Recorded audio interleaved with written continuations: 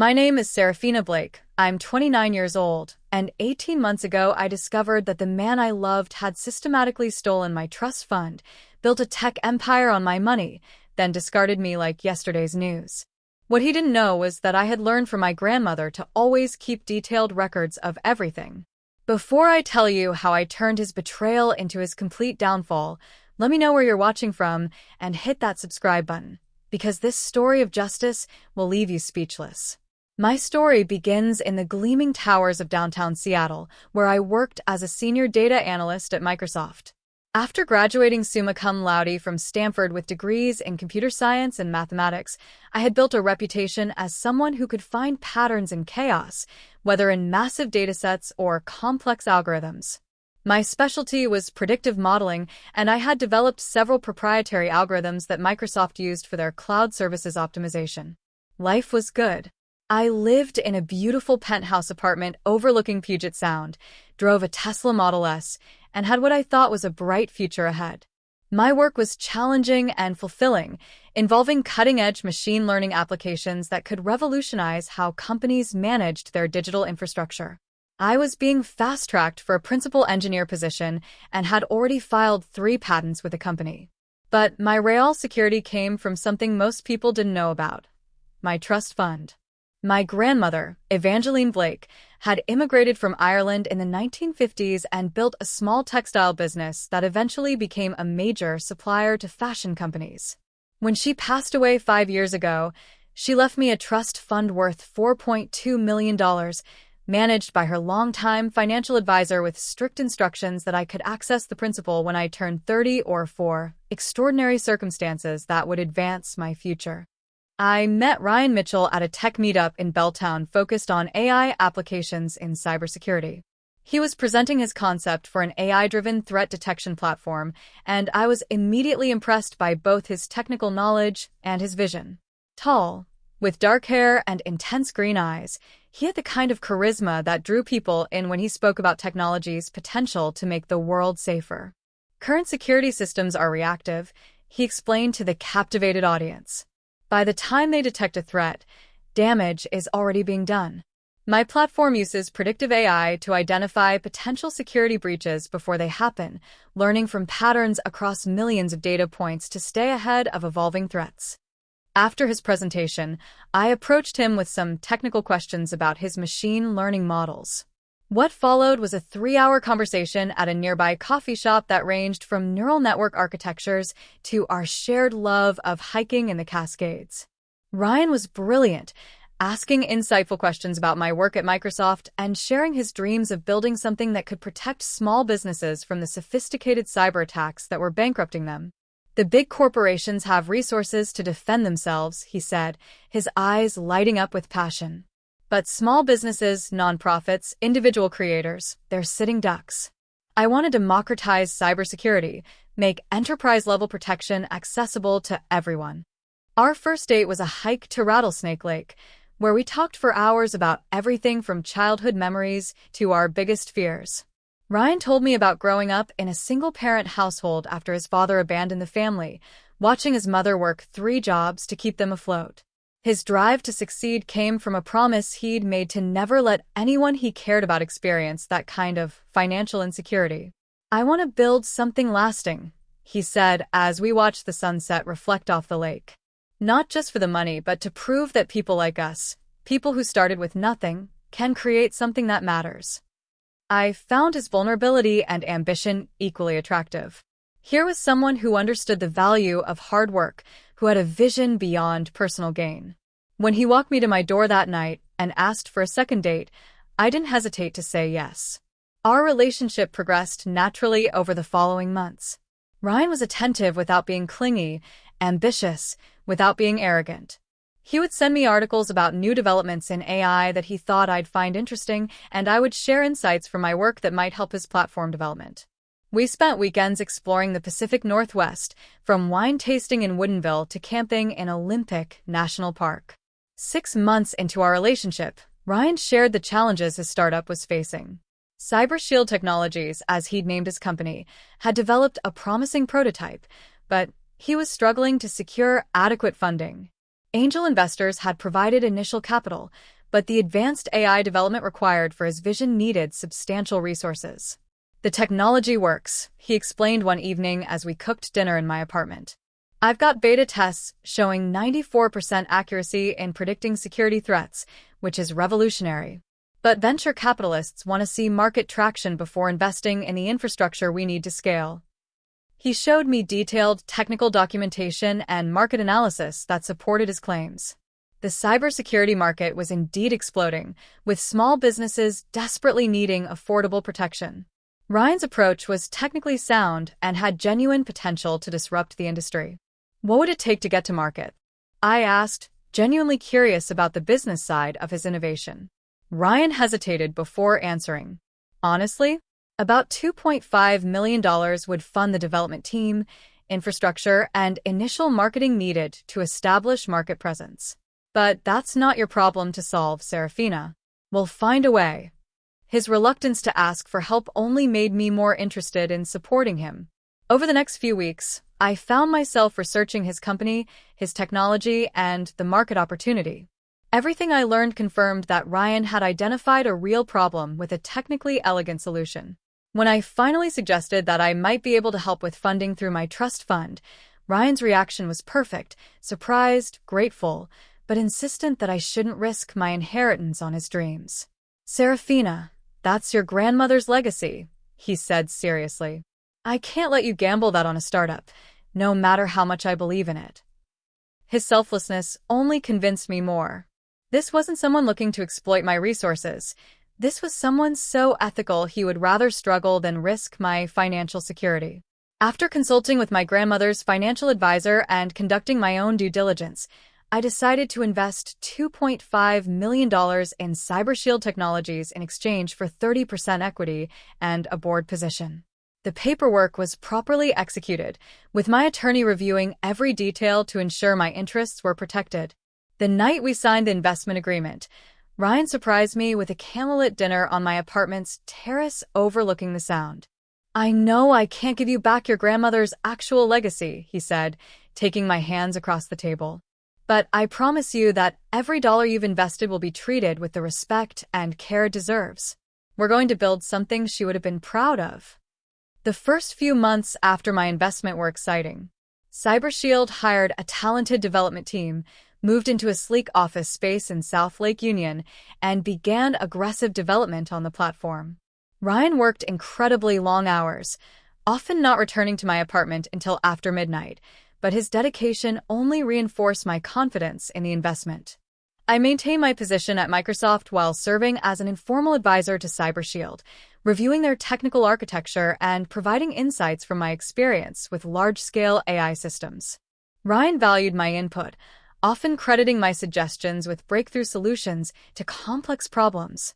"You're not just an investor," he told me after I helped them optimize their threat detection algorithms. "You're my secret weapon. The combination of your technical expertise and analytical thinking is exactly what we needed to solve these scaling challenges." However, as the company grew, I began to notice subtle changes in our relationship. Ryan's work schedule became even more demanding, with weekend, emergency development sessions, and investor dinners I wasn't invited to.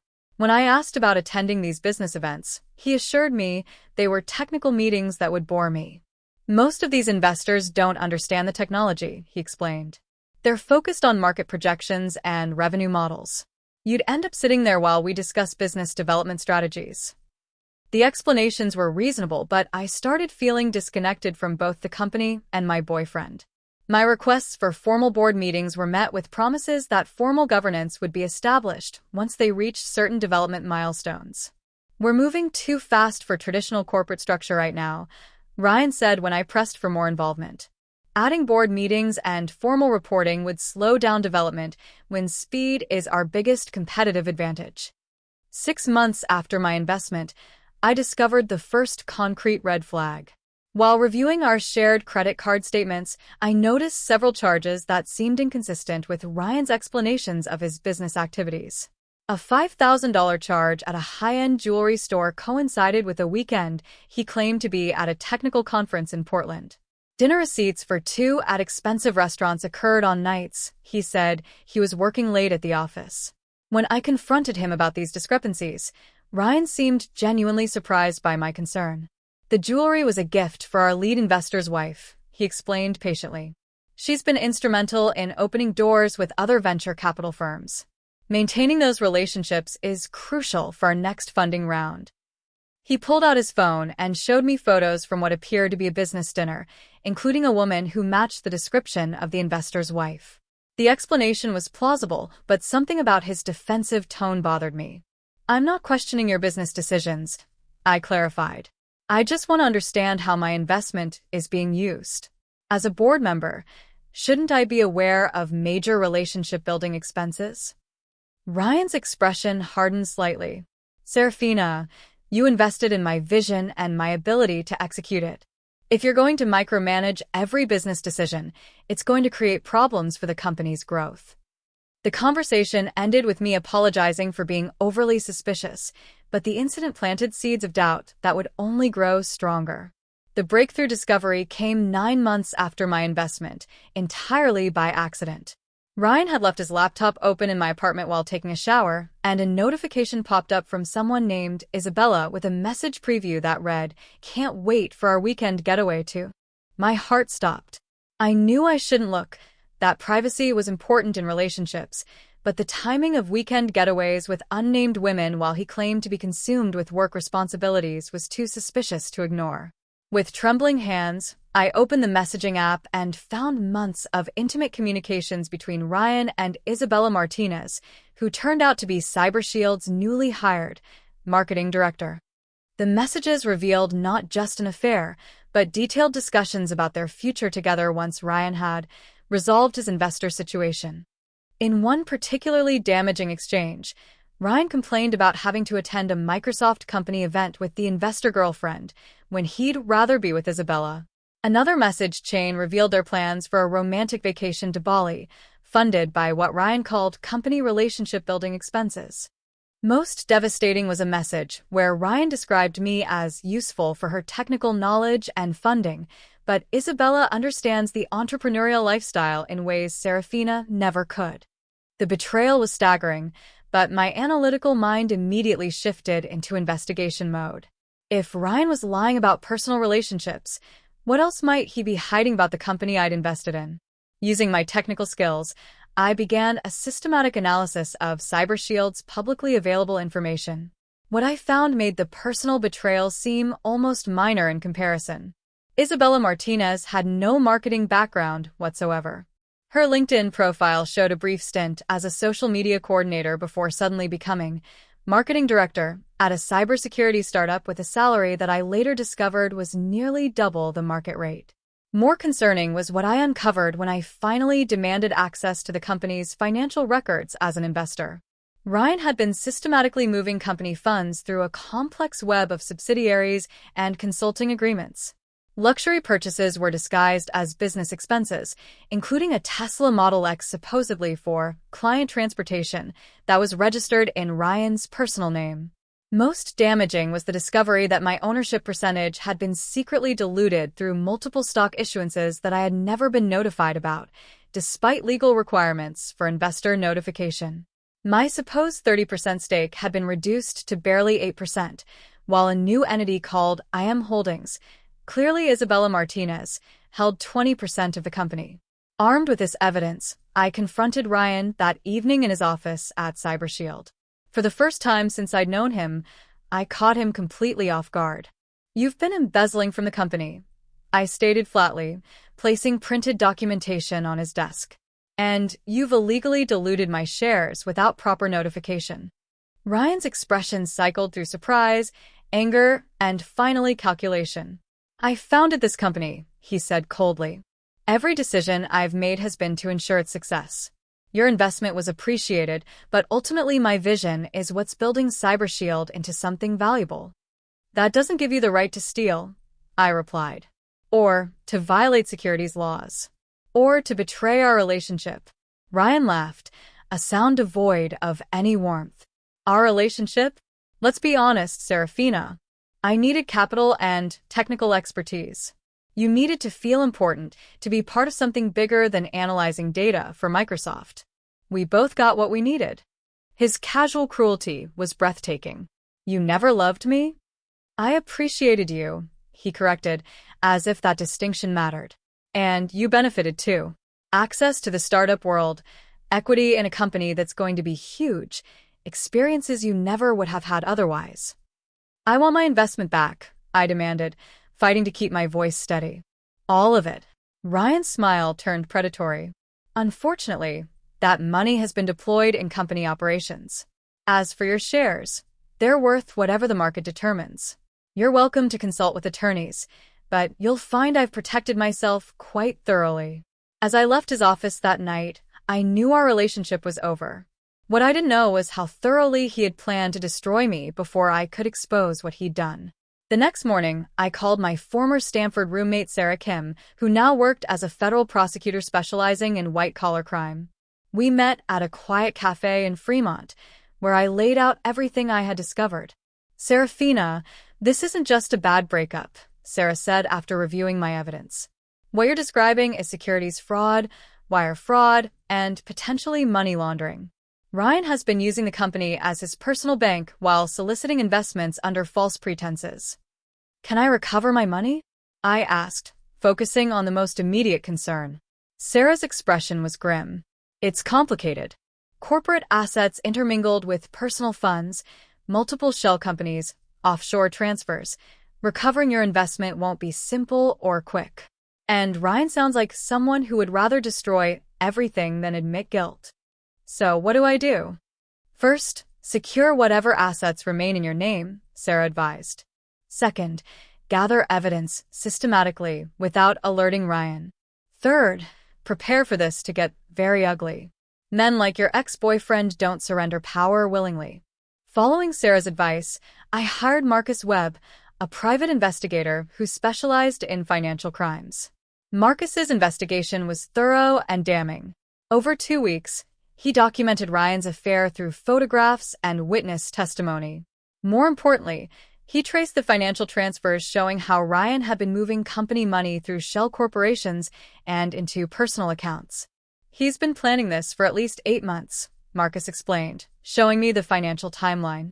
The account structures suggest he knew he might need to shield assets from either corporate creditors or potential investor litigation.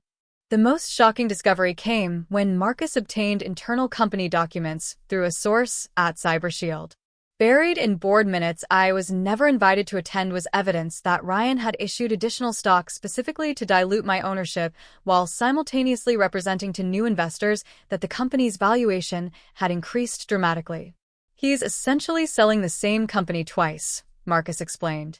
Telling new investors the company is worth $50 million to justify high investment amounts, while telling you the company can't provide returns because profits are being reinvested in growth.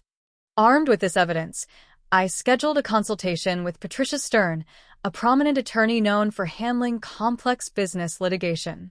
Her downtown office projected exactly the kind of power I needed on my side. You have multiple options, Patricia said after reviewing my documentation. But we need to move quickly. Ryan has been systematically positioning himself to claim the company's success is entirely separate from your contribution. Under Patricia's guidance, I began preparing for legal warfare.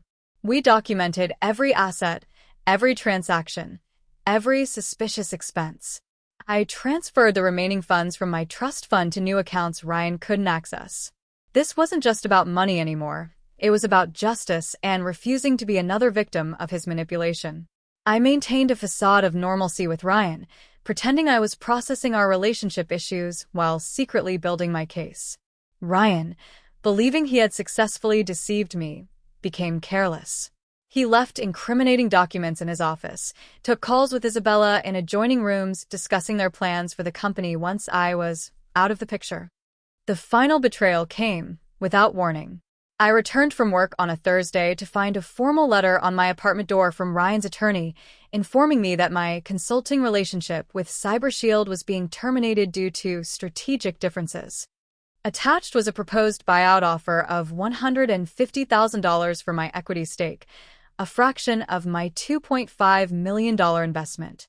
The letter also included notice that Ryan was moving out of my apartment and ending our personal relationship. He didn't even have the decency to tell me himself. When Ryan finally came to collect his belongings that weekend, he acted as though the breakup was a mutual decision we had somehow reached. "It's for the best, Seraphina," he said while packing his laptop and clothes. "We've grown in different directions. The buyout offer is generous considering the company's current financial position." "Is that what your lawyer told you to say?" I asked quietly. He looked at me with what appeared to be genuine pity. "I'm trying to make this easy for both of us. Don't turn this into a prolonged legal battle. You can't win. My corporate attorneys are more experienced than whatever business lawyer you'll find."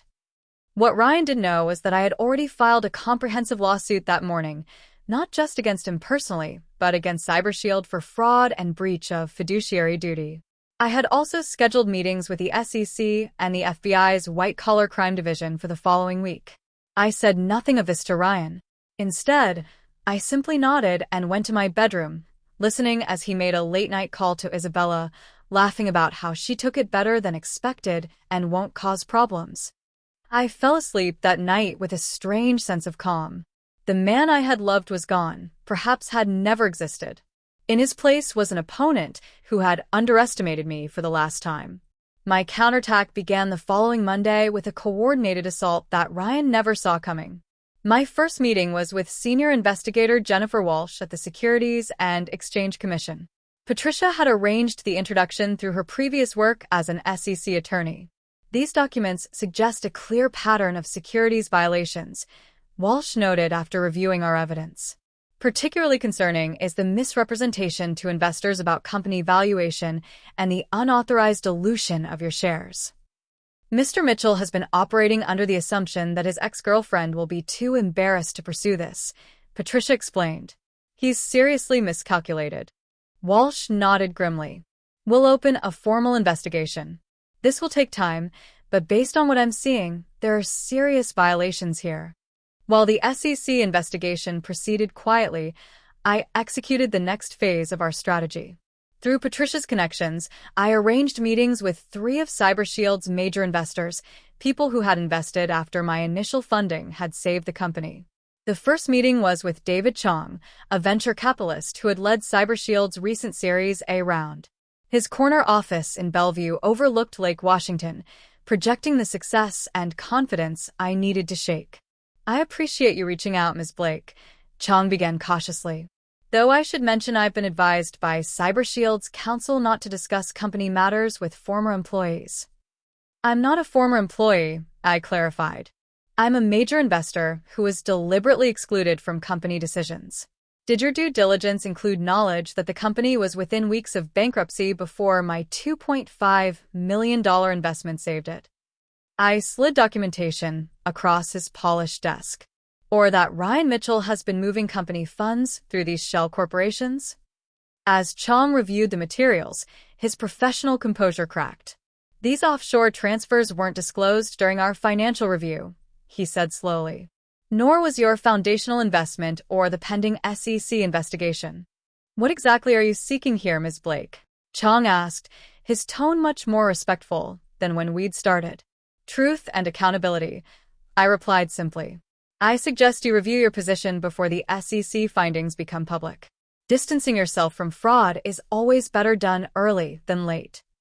Similar meetings with 2 other key investors yielded comparable results. Shock, followed by serious concern about their exposure. None had been told about my founding investment or the questionable financial maneuvers Ryan had been executing.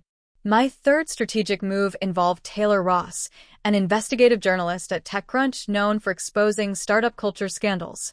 We met at a quiet coffee shop in Capitol Hill, far from the tech industry's usual haunts. "Most tech fraud stories follow predictable patterns," Ross explained after reviewing our documents. "Charismatic founder, exaggerated capabilities, creative accounting. But the deliberate betrayal angle here adds a human dimension that readers will find compelling."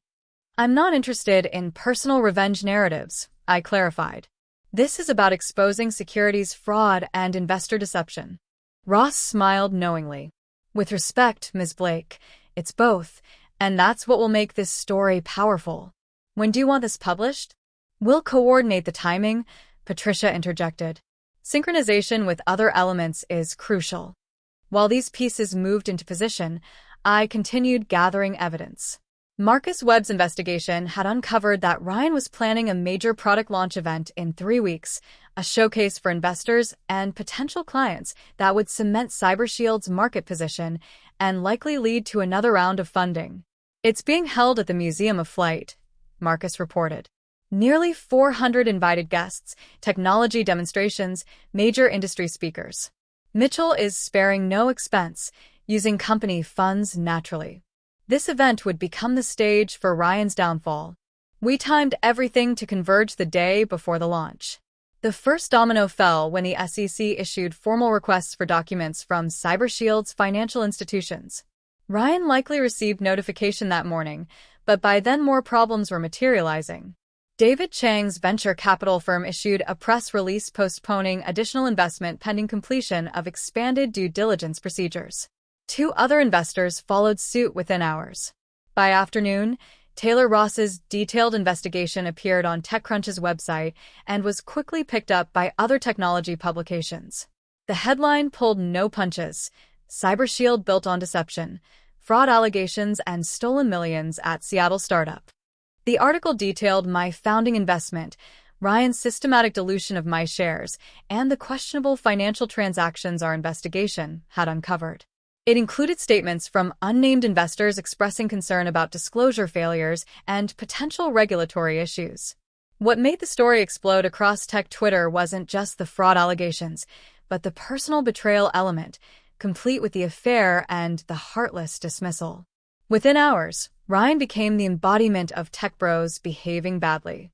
As CyberShield's public relations team scrambled to respond, the final blow landed. Based on our evidence, the SEC obtained an emergency court order freezing certain company accounts pending investigation of potential securities violations.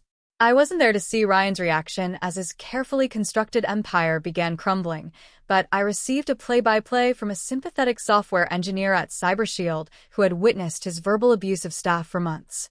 He got the SEC notice during a pre-launch meeting, she texted. Started screaming about witch hunts and vengeful exes. Then the investor announcements hit, followed by the article. He threw his monitor across the conference room. By evening, Ryan was desperate. His calls and texts bombarded my phone. What have you done? You're destroying everything we built together. This is insane, Seraphina. You need to call off the SEC. We can work this out. I'll restore your shares. You're going to destroy hundreds of jobs because you're bitter about our breakup. I didn't respond to any of his messages. Instead, I watched from a strategic distance as chaos engulfed CyberShield's headquarters. The launch event was officially postponed by the venue after the company's credit card payments were reversed due to the account freeze. The real satisfaction came the following morning. I arrived at CyberShield's offices accompanied by Patricia, Marcus, and 2 SEC investigators with a court order permitting review of specific company records. The receptionist's eyes widened upon seeing me. Ms. Blake. I didn't. Mr. Mitchell isn't accepting visitors today. This isn't a social call, I replied calmly as one investigator presented the court documents.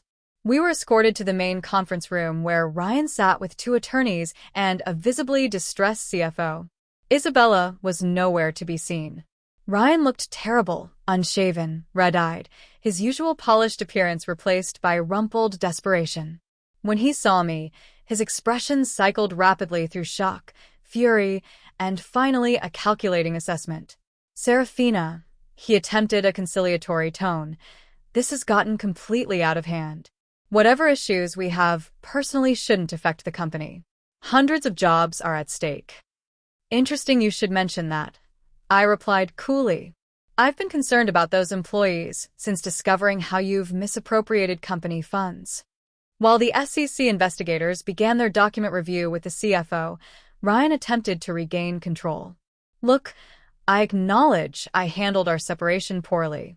I was under tremendous pressure. We can renegotiate your equity position, revisit the settlement terms.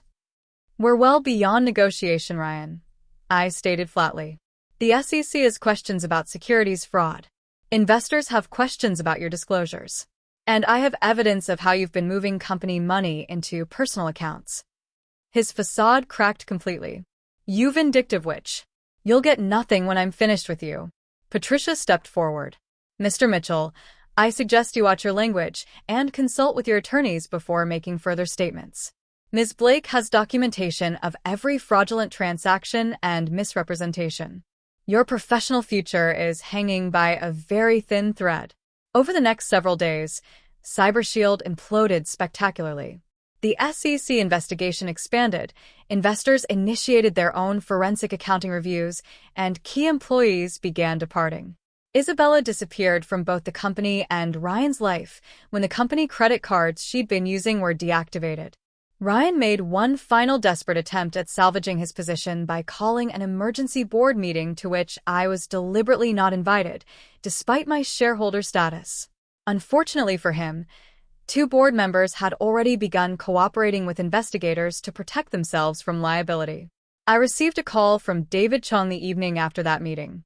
We've removed Mitchell as CEO, he informed me. The board has approved a comprehensive audit and cooperation with all regulatory investigations. And my equity position? I asked.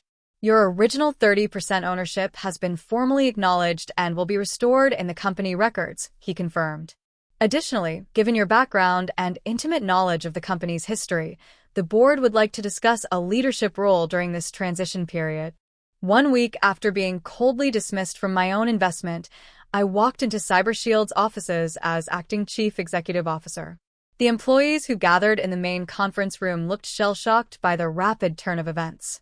Many of you don't know me, I began. I am Seraphina Blake. My investment helped launch this company when it was struggling for survival. Recent events have obviously created uncertainty, but I want to assure you that the technology and vision of CyberShield remain valuable and worth protecting. I outlined my immediate priorities: cooperating fully with investigators, implementing proper financial controls, and focusing on completing the product that was genuinely innovative. The relief in the room was palpable. Many had feared losing their jobs amid the chaos. As for Ryan, his fall was swift and complete. The SEC investigation led to civil charges for securities violations. The U.S. Attorney's Office initiated a separate investigation into potential wire fraud based on evidence we provided. His assets were frozen, reputation destroyed, and professional future erased. The final piece of my vindication came when I received a text from an unknown number. I should have picked a smarter man to hitch my wagon to. Sorry about the nasty messages. No hard feelings. It was Isabella, of course. I didn't bother responding. Some people never learn, and some lessons shouldn't need teaching in the first place. 6 months after being coldly dismissed from my own investment, I sat in the CEO's office at CyberShield reviewing quarterly projections that showed the company recovering from the crisis. The product Ryan had envisioned was indeed innovative and valuable, perhaps his only genuine contribution.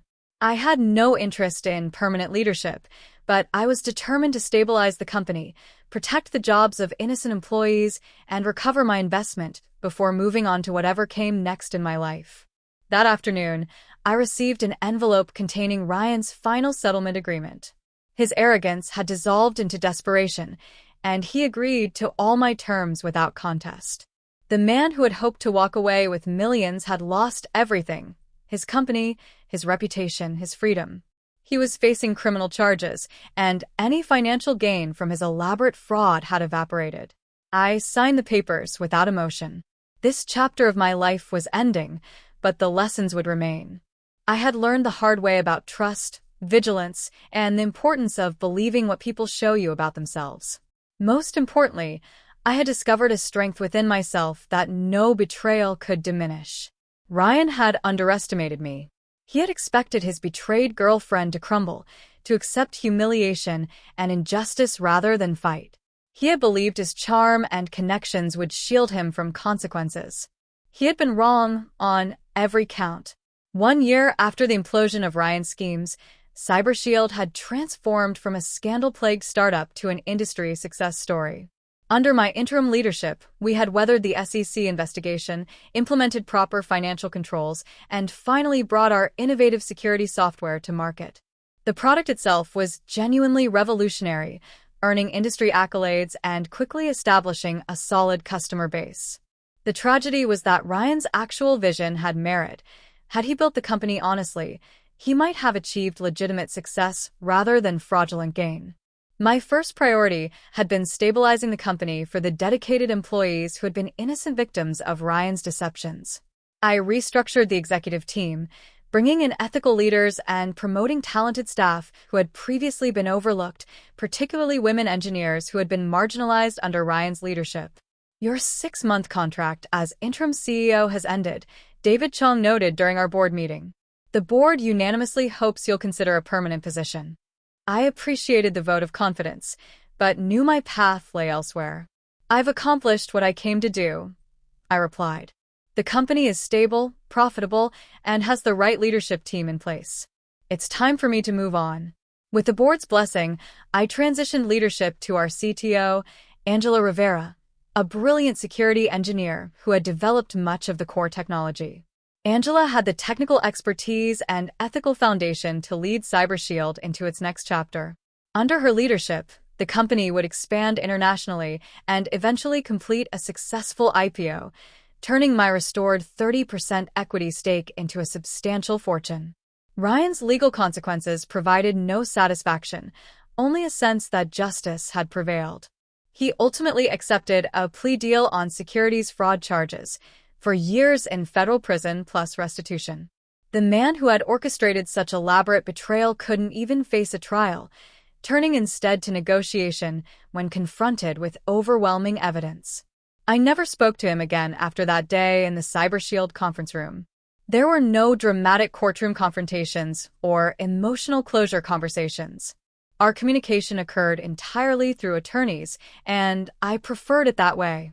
Ryan had already taken enough of my energy. He wouldn't get a minute more. Isabella's fate was less severe, but perhaps more fitting. After abandoning Ryan when his assets were frozen, she attempted to rebuild her influencer brand, only to become a cautionary tale in tech circles. Her involvement with CyberShield followed her, making legitimate companies wary of association. Last I heard, she was dating a cryptocurrency entrepreneur with his own questionable business practices. Some people never learn. My personal healing took longer than my professional recovery. I started therapy to understand how I had missed so many warning signs and to process the compound trauma of financial betrayal and emotional manipulation. "You've experienced extraordinary betrayal," my therapist observed during one session, "yet you responded with resilience rather than bitterness. That's remarkable." It hadn't felt remarkable at the time, just necessary. But as months passed, I recognized that navigating this crisis had fundamentally changed me. I was more discerning, more confident in my instincts, and paradoxically more open to authentic connection despite the betrayal.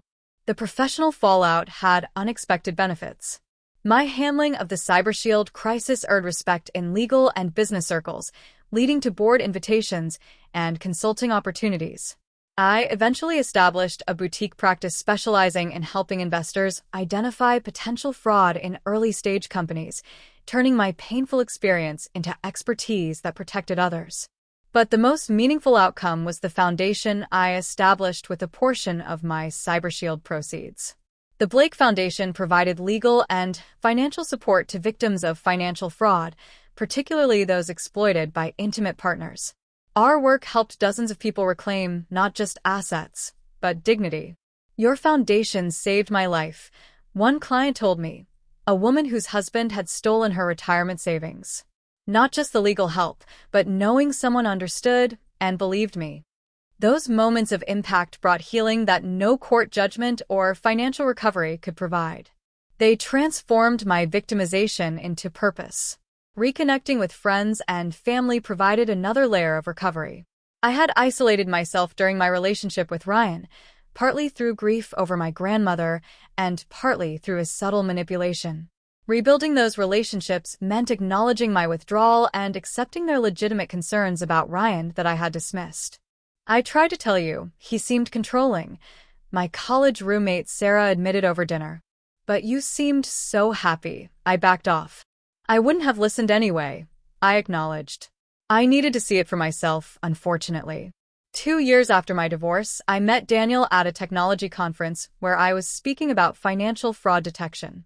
A cybersecurity consultant with his own successful practice, he approached me after my presentation with thoughtful questions and a genuine interest in my foundation's work. Our relationship developed slowly and deliberately. I was transparent about my trust issues, and he was patient with my caution. When he proposed a year later, we had already built a partnership based on mutual respect and radical honesty. "I'm not asking you to trust blindly," he said, taking my hand on a walk through Discovery Park. "I'm asking for the chance to earn your trust every day for the rest of our lives." The wedding was small and intimate, held at my family's property in the San Juan Islands, reclaiming a place that held both painful and beautiful memories. Daniel's steady presence beside me as I scattered some of my grandmother's ashes along the shoreline symbolized the healing that comes from allowing new joy to grow alongside old grief. Looking back on the extraordinary journey from betrayal to rebuilding, I recognize now that Ryan's greatest miscalculation wasn't underestimating my intelligence or determination. It was assuming that breaking me would be his victory, never imagining that the pieces would reassemble into something stronger than before. The inheritance he stole was ultimately replaced many times over through my CyberShield equity. The love he betrayed made room for a deeper, more authentic connection. The professional setback he orchestrated led to a more meaningful career path. In his attempt to destroy me, he inadvertently cleared the path to a more purposeful life. There's a Japanese art form called kintsugi, where broken pottery is repaired with gold, making the repair a beautiful part of the object's history rather than something to hide. My life after Ryan became my personal kintsugi, the broken places mended with wisdom, resilience, and purpose, creating something more valuable than what existed before. The most profound change came in how I approached relationships and business. Where I had once been perhaps too trusting, too eager to see the best in people, I now balanced optimism with vigilance. I learned to trust my instincts when something felt off, rather than dismissing those feelings as paranoia or insecurity. My work with the Blake Foundation brought me into contact with dozens of other victims of financial and emotional fraud. Their stories varied in details but shared common themes: brilliant, successful people who had been systematically manipulated by those they trusted most. Many were women in tech, like myself, whose expertise and resources had been exploited by romantic partners who saw them as stepping stones rather than equals. "You're giving us more than legal help," one client told me during a foundation event. "You're showing us that surviving this doesn't mean we have to become bitter or closed off. That we can rebuild without losing our ability to love." That feedback meant more to me than any financial recovery or professional accolade. It confirmed that my experience, as painful as it had been, was serving a purpose beyond my own healing. CyberShield's success under Angela's leadership provided its own form of vindication. The company that Ryan had nearly destroyed through his greed and betrayal went on to become a major player in the cybersecurity industry. Our platform, refined and expanded by a team of ethical engineers, protected thousands of small businesses from the very threats Ryan had originally envisioned addressing. The irony wasn't lost on me. Ryan's legitimate vision had been sound, his technology innovative. Had he possessed the patience and integrity to build the company honestly, he could have achieved everything he claimed to want: wealth, recognition, and the satisfaction of creating something meaningful. Instead, his need for immediate gratification and willingness to exploit others had cost him everything. I received periodic updates about his situation through legal channels. Prison hadn't been kind to someone accustomed to luxury and admiration. His appeals were rejected, his attempts to rebuild his reputation from behind bars unsuccessful. The tech industry has a long memory for fraud, and Ryan Mitchell had become synonymous with startup deception. Isabella, meanwhile, had tried various reinvention strategies. She attempted to position herself as a victim of Ryan's manipulation, then as a reformed influencer focused on business ethics. None of these narratives gained traction. The tech community, having learned her role in the deception, remained skeptical of any comeback attempts. 5 years after my investment, CyberShield went public in one of the most successful IPOs in Seattle's tech history. My restored 30% stake, combined with the additional shares I'd received as compensation for Ryan's fraud, made me one of the wealthiest women in the Pacific Northwest. More importantly, I had helped build something that genuinely protected people and supported hundreds of jobs. At the IPO celebration, I stood before the assembled employees, investors, and media representatives, reflecting on the journey that had brought us to this moment. 5 years ago, this company nearly failed, I said, looking out at faces that included many of the engineers and staff who had weathered the crisis. Not because the technology wasn't sound, or because the market wasn't ready, but because leadership prioritized personal gain over company mission. Today, we celebrate not just financial success, but the validation of what happens when brilliant people work together with integrity and shared purpose. The applause was thunderous, but what moved me most were the tears in Angela's eyes as she stood beside me. She had taken a company on the brink of collapse and turned it into an industry leader through ethical leadership and technical excellence. After the celebration, Daniel and I walked along the waterfront, watching the sunset paint Puget Sound in shades of gold and crimson. We had been married for 2 years by then, and I marveled at how different this relationship felt from my time with Ryan. Where Ryan had made me feel useful, Daniel made me feel valued. Where Ryan had taken, Daniel gave freely. Where Ryan had manipulated, Daniel communicated with radical honesty. Do you ever wonder what would have happened if you hadn't discovered Ryan's betrayal when you did? Daniel asked as we paused near the ferry terminal. I considered the question carefully. I think he would have eventually destroyed the company anyway, I said. People like Ryan always overreach. His greed would have led to bigger schemes, more elaborate deceptions, until something collapsed. The difference is that dozens more investors would have been hurt, hundreds more employees would have lost their jobs. So, in a way, discovering his betrayal when you did saved more than just your investment. I've thought about that, I admitted. Maybe my grandmother's legacy wasn't just the money she left me, but the lessons about keeping detailed records, about paying attention to details. She always said that people show you who they are if you're watching carefully enough. Daniel squeezed my hand. She would be proud of what you built from those lessons. The conversation reminded me of something I'd learned in therapy, that healing doesn't mean forgetting or pretending the pain didn't happen. It means integrating the experience into a larger story where trauma becomes wisdom, where betrayal becomes the foundation for more authentic connections. 6 months later, I received an unexpected letter. It was from Ryan, written from federal prison. My first instinct was to throw it away unread, but curiosity won out. The letter was 3 pages of handwritten text, and reading it provided a window into a mind still fundamentally unable to accept responsibility for his actions. Ryan acknowledged that his mistakes had hurt people, but framed everything in terms of external pressures and unfortunate circumstances. He described his imprisonment as disproportionate punishment for business decisions that went wrong. Most telling was his request that I consider providing a character reference for his early parole hearing, suggesting that our former partnership gave me unique insight into his true character and potential for rehabilitation. I read the letter twice, then filed it with my other legal documents. Ryan still saw me as someone he could manipulate, someone whose kindness he could exploit for his benefit. Even after losing everything, even after years in prison, he hadn't learned the fundamental lesson that relationships based on exploitation inevitably collapse. I didn't respond to the letter. Ryan had taken enough of my time and energy. He would serve his full sentence without any assistance from me. That evening, I shared the letter incident with Daniel over dinner. It's remarkable, he observed, how some people can experience such dramatic consequences and still not understand the connection between their choices and their outcomes.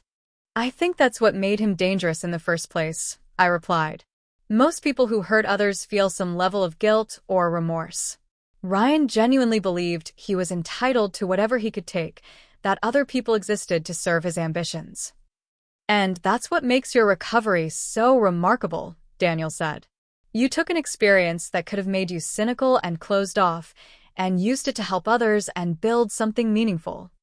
As we talked, I realized that I no longer felt anger toward Ryan or even satisfaction about his imprisonment. He had become irrelevant to my life except as a cautionary tale in the presentations I gave about fraud prevention. My energy was focused on the future, on my marriage, my foundation, my consulting work, and the new ventures I was considering.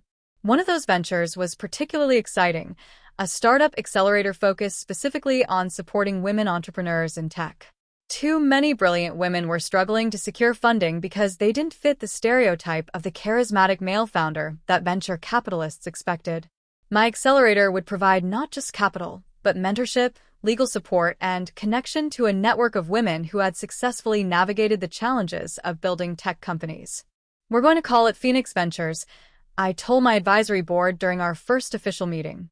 Because we're focused on helping women rise from whatever setbacks they've experienced, whether that's discrimination, fraud, or just the ordinary challenges of being underestimated in tech. The name carried personal significance, but it also captured something universal about resilience and renewal. Every entrepreneur faced setbacks, betrayals, and moments when their dreams seemed impossible. The key was learning to view those challenges as preparation rather than defeat. Our first cohort of Phoenix Ventures included 12 women with innovations ranging from medical devices to clean energy solutions. Watching them present their visions, seeing their determination and brilliance, reminded me why I love technology in the first place. Not for the wealth it could generate, but for its potential to solve real problems and improve lives. One founder, Maria Santos, had developed an AI platform for early detection of domestic violence patterns in social media and communication data. Her technology could potentially save lives by identifying victims before abuse escalated to physical violence. During her presentation, she mentioned that she had been inspired by stories of financial fraud victims who had rebuilt their lives after betrayal. After the session, Maria approached me privately. I read about your experience with CyberShield, she said. What you went through, how you turned it around. It gave me hope during my darkest moments after my ex-husband tried to destroy my business. Conversations like these reinforce my belief that sharing our stories of survival and recovery serves a purpose beyond personal healing. When we're transparent about both our vulnerabilities and our strength, we give others permission to believe in their own resilience. 10 years after Ryan's betrayal, I found myself in a position I never could have imagined during those dark days when I discovered his deception. I was recognized as one of the leading advocates for investor protection in startup ecosystems. My foundation had helped over 200 fraud victims recover assets and rebuild their lives. Phoenix Ventures had launched 50 women-led companies, creating thousands of jobs and generating hundreds of millions in revenue. CyberShield, under Angela's continued leadership, had become a billion-dollar company protecting over 100,000 small businesses worldwide. My stake in the company had made me wealthy beyond anything I'd inherited from my grandmother, but more importantly, it represented the validation of building something meaningful through ethical leadership. Daniel and I had started a family, twin daughters named Helen and Evangeline, after my grandmother and great-grandmother. Watching them grow up in a world where their potential would be limited only by their imagination and effort, rather than by others' willingness to exploit their trust, filled me with hope for the future. The most unexpected outcome of my experience was how it changed my relationship with risk and trust. Where you might expect betrayal to make someone more cautious, I found that surviving Ryan's deception had actually made me more willing to take calculated risks and extend trust to deserving people. Having weathered the worst-case scenario, I knew I could handle whatever challenges the future might bring. On a recent hiking trip in the Cascades, the same mountains where Ryan and I had once walked and planned our future together, I reflected on how completely my life had transformed.